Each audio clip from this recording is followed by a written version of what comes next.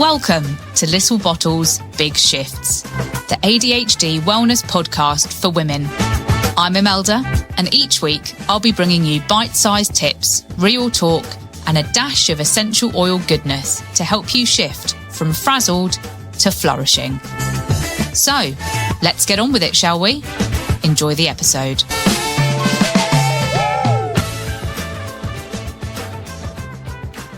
Well, hello there, and welcome back to Spooky Shifts, the little October mini-series here on Little Bottles, Big Shifts, where we get cosy with all things witchy, sensory, and seasonally magical. I know, it has been a minute.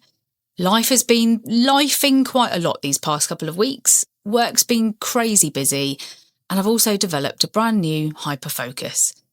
I'm hosting a stall at the local Christmas market this year, and honestly, my brain is brimming with product ideas, from roller blends to spell jars to witchy gift sets, you name it. So you know how it is. Once the idea lands, suddenly you're on Pinterest at 2 a.m. convincing yourself you can make 300 jars of magic dust by next Thursday. But here we all are, back together, and it's perfect timing because today we're diving into Halloween itself.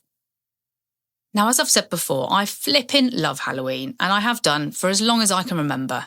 And now that I know I've got ADHD, it all makes a lot more sense. It's really not just the sweets and the costumes. We're talking soul cakes, dopamine, the dark mother archetype, and a gorgeous new moon dark bath ritual. So, pop the kettle on, wrap yourself in something cosy, and let's get witchy. Now, this may come as a bit of a shock to some of you, but believe it or not, Halloween didn't start with pumpkin spiced lattes. This date has ancient roots, way before supermarkets were full of plastic skeletons and tubs of mini rolls. It began as All Hallows Eve, wrapped around Samhain, a Celtic festival marking the tradition in the darker half of the year. People would light lanterns, leave out offerings for wandering spirits, and bake soul cakes, little spiced buns given out to those who went door to door praying for the dead. Sound vaguely familiar? Yep, it's basically how our ancestors went trick-or-treating. It was a night of collective ritual, a time to connect with those who had passed, ward off anything that might feel heavy, and honour the turning of the seasonal wheel. Pumpkins became a thing much later. Originally, people used turnips to carve protective faces, which, let's be honest, conjures up a much creepier mental image. So here's why I think neurospicy brains in particular love Halloween. It's that magical collision of novelty and predictability. So the costumes, that feeling of being someone else, that identity freedom, and no rules. The treats, well, quite literally dopamine hits in sugar form. And the rituals, from lighting candles, decorating, and putting on a witch's hat for absolutely no reason. Our ADHD brains crave this kind of structured fun. There's a framework, so it happens every year, and we know the vibe. But within that, we get to play, create, and imagine. And there's something beautifully grounding in that combination. It's a night of big energy, but also of deep roots. And for many of us who feel the world at full volume, Halloween offers a socially acceptable way to lean into that intensity. Costumes, magic, glowing pumpkins. No one thinks you're weird for talking about the veil thinning. It's absolute bliss.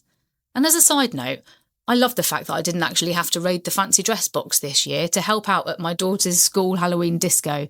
I literally rocked up in a blouse with bats on, which is something I regularly wear to work. I did add a temporary tattoo of a giant spider around my eye, which looked epic, if I do say so myself. However, did take a few days to get off, so that was a bit of a weird weekend. And also, I accidentally dyed my hair bright purple yesterday. So you can have a look at the socials for a picture of that. Oops. Anywho, back to the actual topic. Now, Halloween often coincides with or brushes right up against the new moon, which feels incredibly fitting. This is the season of the dark mother archetype. She's not the wicked witch in the fairy tale, she's the deep, fertile darkness where seeds rest before they grow. Also known as the crone, she is the guardian at the crossroads, that pause between the inhale and the exhale. She doesn't rush. She holds space for endings, and so new beginnings can thrive. And I think that's why this time of year feels so powerful. It's permission to go inwards, to rest, to reset, to reflect, and to let things die off gently. For our ADHD brains, that can feel uncomfortable because slowing down does not come easily. But this archetype says, you don't have to keep performing. You can be in the dark. You can just be. And here's a simple way to connect with that energy, the dark bath ritual. Run yourself a bath at night, somewhere around the new moon. Keep the lights off, either low or completely, and add a few drops of grounding oils like frankincense, cedarwood, or rosemary. If you've got a black or a dark candle, you can light that and place it somewhere safe. Slide in, no music, no screens, no snacks, and no pressure to manifest or fix or plan. Just be with the quiet. That darkness becomes a container. Not scary, but soft, like a night sky, holding 1,000 possibilities. This isn't about cleansing away anything bad. It's about honouring that pause, that sacred gap between chapters, that end of one lunar cycle and the start of another. Stay there for as long as you feel comfortable. You might want to have your journal close to hand to jot down anything that came up for you. It really is a wonderful way to reset your thoughts. And if you want to layer in a little scent magic on Halloween itself, there's some beautiful options I'd recommend. Wild orange, clove, which is protection and warmth, and cinnamon, that celebration and that fire energy. Diffuse them, add a drop to your wrists, or anoint a candle before lighting it. And you can also carve a little symbol or an intention into your pumpkin or a candle and turn it into a warding spell for your home. Remember, witchcraft doesn't have to be complicated. A pumpkin, a candle, and a deep breath is more than enough. So Halloween isn't just a night of sweets and spooky films.